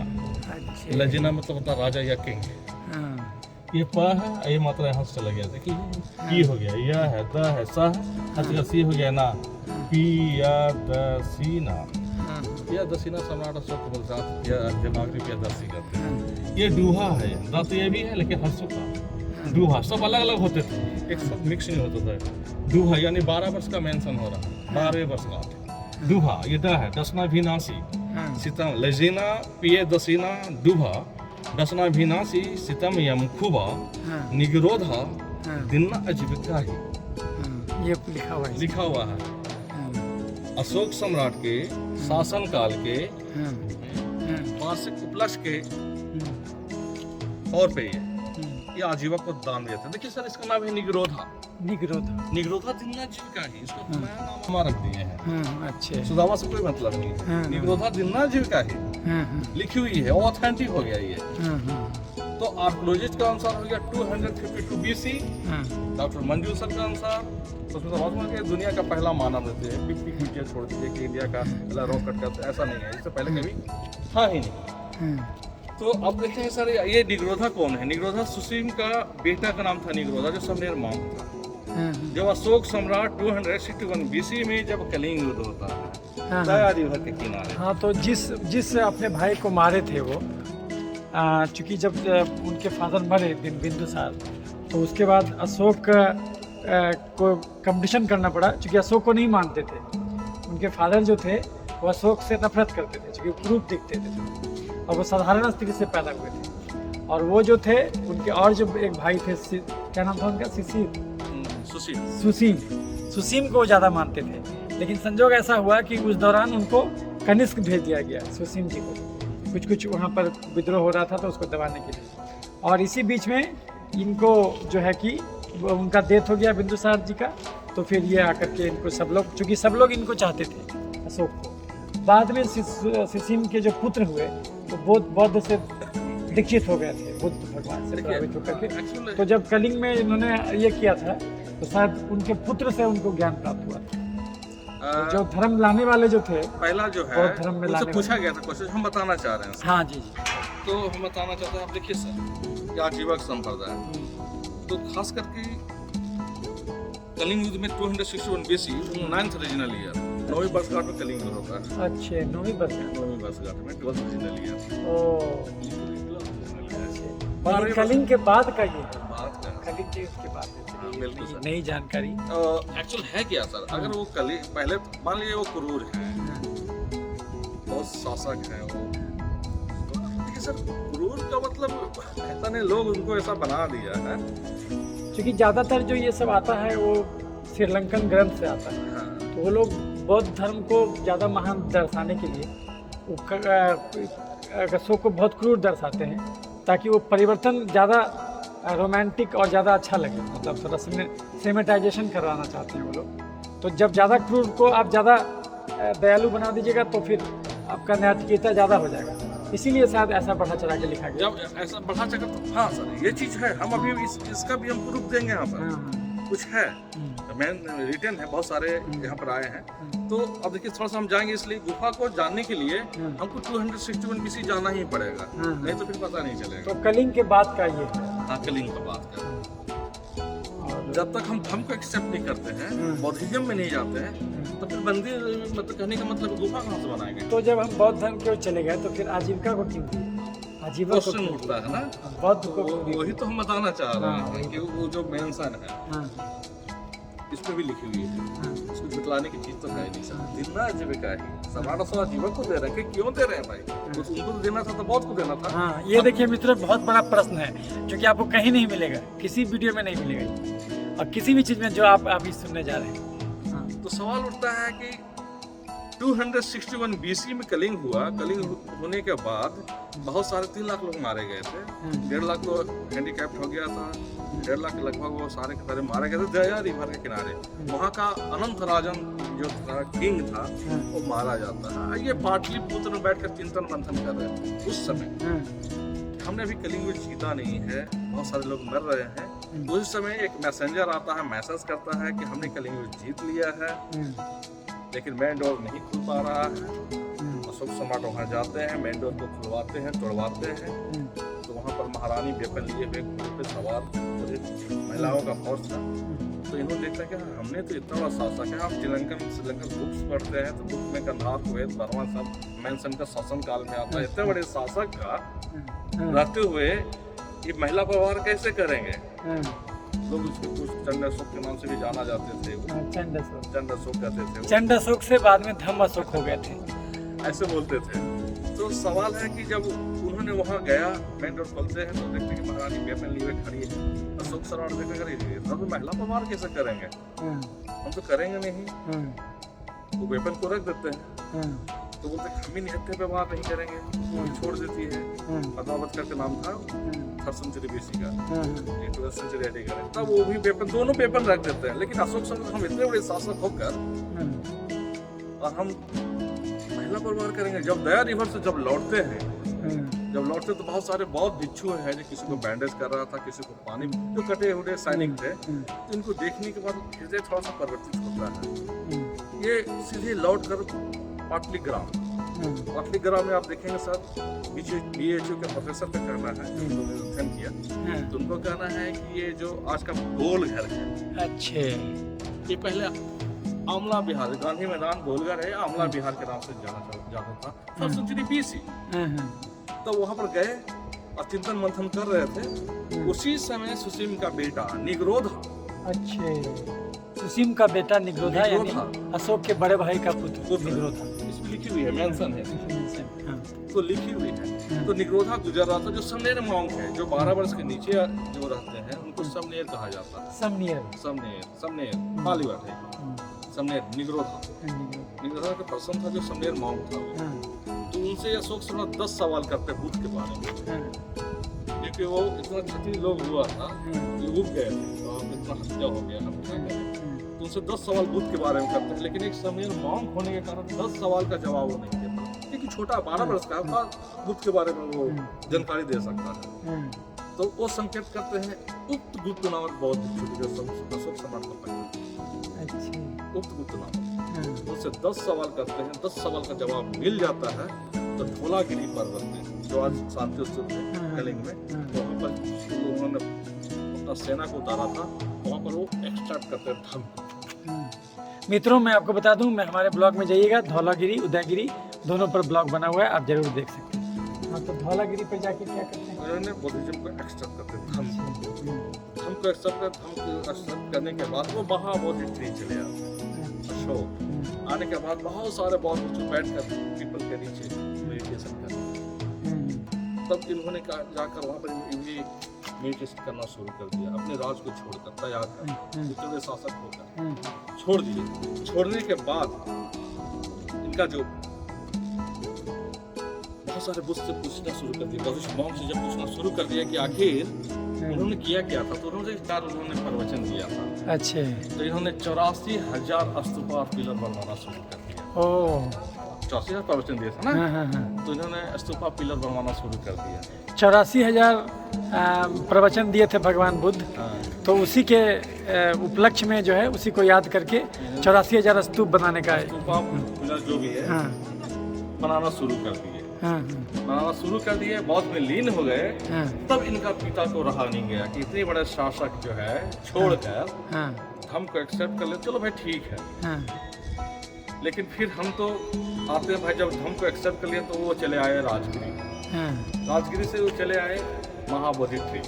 महाबोधि ट्री आए तो अशोक सम्राट से मिले। मिलने के बाद जब आपने धर्म को एक्सेप्ट कर लिया, बुद्धिज्म को मान लिया है, तो हम ही तो किसी को मानते हैं, आप हमारे लिए कुछ बनवा के दीजिए। तो बोले ठीक है, आप आज्ञा दीजिए, क्या करना है आपके लिए। तो जो बिंदुसार इनका जो फादर हो गया, इनका माँ सुभद्रांगी, वो आजीवन का फलवा। अच्छा, तब उन्होंने गुफा का निर्माण करना शुरू कर दिया, अपने पिता और माँ का। तब इन्होंने गुफा ने जब बनाकर आजीवक संप्रदाय को दान दिया, क्योंकि आजीवक को मानते नहीं थे, क्लियर है। तो जो गुफा बनाया था, आखिर उपदेश किससे लिए थे, शुरू में पूछे किससे थे, तो निग्रोधा थे, जो सुसीम का बेटा था, जो समनेर मॉन्क था। उसे राजपाट की जरूरत नहीं थी, इसलिए वो अंतिम हो जाता है। सुसीम के बाद निग्रोधा ही अंतिम है। ऐसे अशोक सम्राट 3 ही भाई हैं ऑथेंटिक। 100 भाई का कहीं भी जिक्र मेंशन नहीं है, वैसे तो बहुत सारे लिख देंगे। तो आप 100 भाई ढूंढ लीजिए तो मिलने की बात है नहीं। मेरे पास इनका फ्रांस से मैंने कुछ बुक्स मंगाए थे से, उसमें 3 ही भाई का मेंशन होता है। मतलब इनका वंशावली भी हम मंगाए हैं। तो उन्होंने निग्रोधा के नाम से उन्होंने दान को गुफा दिया। निग्रोधा जिंदा जीविका है, 252 BC ऑथेंटिक, जो दुनिया का पहला। अच्छा, तो ये अपने फादर के जीवित रहते हुए बन गए थे सम्राट जी? तो उसके जीवित रहते ही बन गए। संप्रदाय को मानने वाले लोग, लेकिन लोग ऐसे बोलते हैं कि इनके फादर इनको नहीं बनाना चाहते थे, सुसीम को ज्यादा चाहते थे। हाँ, ऐसा भी हम अवंती का जिस समय राजपाल थे लोग, तो एक फॉर्मेलिटी यूज हुआ था, जो अवंती है, आपका पाकिस्तान से अवंती है, हाँ, ये है। हाँ। तो वहाँ फॉर्मेलिटी युद्ध हुआ था सब दोनों में, सुसीम से और इससे। अच्छे, अवंती में युद्ध हुआ था अपने बड़े भाई से। हाँ, एक फॉर्मेलिटी युद्ध बोल सकते हैं इसको। हाँ। दोनों में लगाव अच्छा नहीं था। और इनका देखिए सुसीम, अशोक, वेंकट शोका, इनका तीन ही भाई हैं। तीन ही भाई हैं। तो उन्होंने अशोक सम्राट ने जो है निरोधा के नाम से इन्होंने दान भी दिया। तीन ही भाई हैं, सन मेंशन है। तो अशोक है और सुसीम है और वेंकट शोका, वेंकट शोका, तीन ही भाई। भाई हैं वो। और लास्ट ईयर से बिजनेस हो जाता है तो एक गुफा बनाकर उन्होंने। लेकिन देखिए अब सवाल उठता है कि अशोक सम्राट जो 4 गुफा का निर्माण किए, तो 4 गुफा निर्माण कर आजीवक संप्रदाय को भी उन्होंने दान भी दिया। माता सुदांगी और बिंदुसार के लक्ष्मी उन्होंने दान में दे डाला सारे के सारे गुफाएं। देखिए अपना उनका जो है अपना ग्रंथ नहीं मिला है। धमपद और एलवासन सर भी लिखे इसके बारे में, का बारे में, तो थोड़ा सा मिलेगा उसमें आजीवक संप्रदाय के बारे में। इतना ज़्यादा कैसे पॉलिश किया, ये किस चीज़ से काटा इसको? उस जमाने में ये लोहा का छेनी वगैरह था, लाइए पत्थर उधर लेके आइए पत्थर। हो गया है। तो अब हम लोग जानेंगे इनसे कि ये इतना, देखिए कितना ज़्यादा चमकीला है अब देखिए ये जो है। हाँ सर। और उस जमाने में कैसे इसको सर बनाया? यहाँ पर जो एक ग्रेनाइट रॉक है, जैसे ही रिपोर्ट है, जैसे जो सब इंडिया की रिपोर्ट है कि ये ग्रेनाइट रॉक, हाँ ये ग्रेनाइट इसका एज जो है, ऑल माउंटेन्स है ग्रेनाइट, हाँ हाँ इसका एज हो रहा है 1100 मिलियन ईयर ओल्ड। हाँ हाँ। ये ग्रेनाइट है लेकिन लावा नहीं है। अच्छे। तो करना है उनको कि इनका जो डेप्थ था आपका 20 किलोमीटर। हाँ मैग्मा अंदर पिघल के अंदर में ट्राई हो रहा था, पृथ्वी में ज्यादा उथल पुथल कर रही थी, खिसक रहे थे, का लग रहा था, फिर ऊपर आया है ये रॉक होना। अगर यही सरफेस में आके बहता लावा, सरफेस में मैग्मा आके बहता तो उसको हम आपको लावा कह सकते थे। तो बहा कहाँ है? बहा नहीं, नीचे में ड्राई हो गया था, इसलिए ग्रेनाइट है ये, क्योंकि ड्राई नीचे में हुआ है। 20 किलोमीटर डेप्थ है इसका, धीरे धीरे करके बोल्डर है नहीं। अच्छा, 20 किलोमीटर नीचे डेप्थ है। हाँ डेप्थ है। हाँ अभी कितना है सर पता नहीं है। कभी भी ऐसे वाला करते हैं तो 500 मीटर 600 मीटर नीचे पत्थर एक जो मोनोलिथिक है, अच्छे, एक ही चट्टान मिला चला जाएगा इसका अंदर। तो जब ग्रेनाइट धीरे धीरे करके ऊपर आया ये, इसके साथ में आयरन ओर आया। अच्छे, तो देख रहे हैं आयरन ओर है ये। अच्छा, ये आयरन ओर है, बहुत भारी। ये आयरन ओर में 70% आयरन है। एक्चुअल आयरन ओर का कैसे हम हेमोटाइट कहेंगे, मैग्नेटाइट 75%। हेमोटाइट और मैग्नेटाइट, इससे उन्होंने चीजेल और पेपर का यूज किया था। अगर ये नहीं होता तो कलिंग युद्ध भी नहीं हो पाता। तो इससे वो लोग लोहा निकाल लेते थे? बिल्कुल निकाल लेते। वो टेक्नोलॉजी उस समय आ चुका था। बहुत सारा टेक्नोलॉजी इससे पहले भी तो था। हाँ अशोक का पहले तो भी तो लोहा आ चुका था। हाँ, लोहा तो धातु युग। तो उन्होंने क्या किया, लोहा युग है। हाँ, लोहा युग। तो उन्होंने इसे चीजल और हैमर का यूज किया और उसको गुफा का काट के बनाया, क्योंकि ये गुफाएं रॉकेट कैंप है, ये काट के बनाई गई है ये। और काट के बनाने के बाद उसको पत्थरों से रगड़ा गया है। रगड़ने के बाद एक लेयर डाली गई है जो लुक लाइक द ग्लासेस। हम अंदर दिखाएंगे तो मेरा जो कपड़े पहने हुए हैं या फेस है उसका रिफ्लेक्शन एक आईना की तरह लुक लाइक द ग्लासेस। तो और इस पॉलिश को अभी तक कोई साइंटिस्ट नहीं बता पाया है, इसलिए से हम लोग मॉरियन पॉलिश करते हैं, अशोका टाइप पॉलिश। स्मूथ है, ग्लेजिंग है। इसके अंदर हम चलेंगे अब हम लोग तो एक हार्ट डिजाइन है, मेडिटेशन चैम्बर है, जो बैठकर आजीवक संप्रदाय इसमें मेडिटेशन करते थे। आज बहुत लोग आते हैं इसमें। जैन के लिए यहाँ पर नहीं है। बुद्ध में बौद्धिस्ट लोग Gupta period, the golden period, the war 6th century BC से लेकर 4th सेंचुरी AD तक आजीवक रहे हैं। धीरे धीरे सारे समाप्त हो जाते हैं।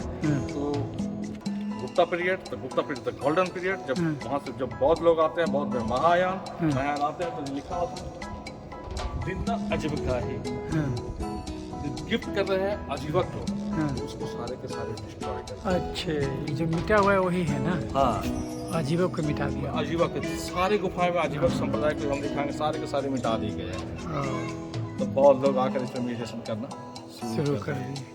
फिर धीरे धीरे नाम भी चेंज हो गया। अब इसका नाम हो गया सुदामा। ओरिजिनल नाम है निगरोधा। हम लोग अंदर चलते हैं। तो ठीक है मित्रों, अब जो है हम लोग अंदर चलेंगे, देखते। जिस समय अशोक सम्राट इसको बनवा रहे थे, कटवा रहे थे, उसी समय एक ग्रे कर लेता है।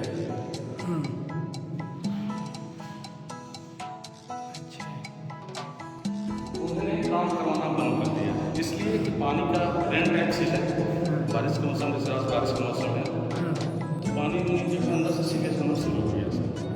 उन्होंने काम को रोक दिया कि अब ये काम नहीं हो पाएगा, इसको छोड़ दिया गया। इसलिए चीज़ें कट मार्क्स है, सारे देख रहे हैं चीज़ें कट मार्क्स हैंड जब ज़्यादा पानी अंदर शुरू हो गया तो उन्होंने ड्रेन बनाया। देखिए आज का डेट जैसे अशोका ड्रेन का, लेकिन दीवारों को पॉलिश किए थे, दीवार को पॉलिश कर दिए थे। अब मिला लीजिए सर, ये पत्थर में ये पत्थर विदाउट पॉलिश पॉलिश यानी इससे जो होता है। हाँ, ये देखिए पॉलिश है और ये बिना पॉलिश का पत्थर। चूँकि इसमें लीकेज हो गया इसलिए इसको काम रोक दिया गया और इसलिए ड्रेन भी बनाया गया चूँकि पानी बह रहा था।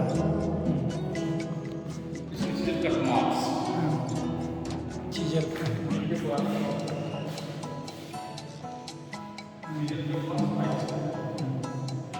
सेम आर्किटेक्ट है ये, सेम आर्किटेक्ट। हाँ, लोमस ऋषि का गुफा। Same architect. हाँ, चैम्बर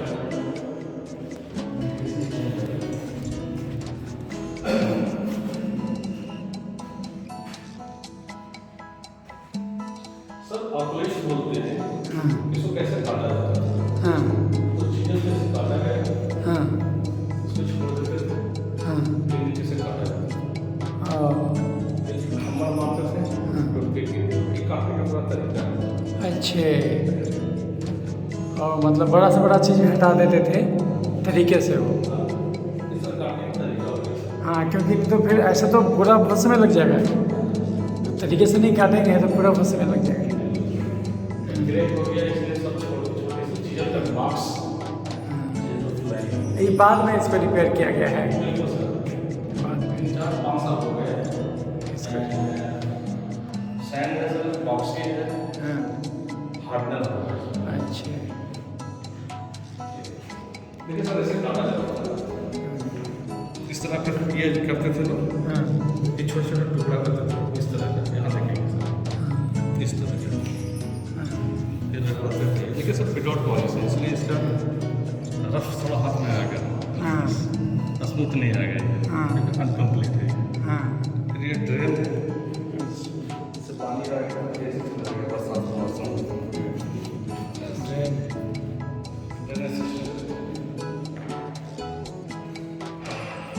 तो ये रहने के लिए नहीं हुआ करता था गुफा, रहने के लिए वो लोग अलग रहते थे, यहाँ पर केवल मेडिटेशन करने आते थे, रहने के लिए अपना बाहर में रहते थे। तो ये हम लोग लोमस गुफा हम लोग देखें, जो कि इनकम्प्लीट है, बाकी सब गुफा कंप्लीट है, ये इनकम्प्लीट है और आपको सब हम लोग दिखलाएं, देखते हैं।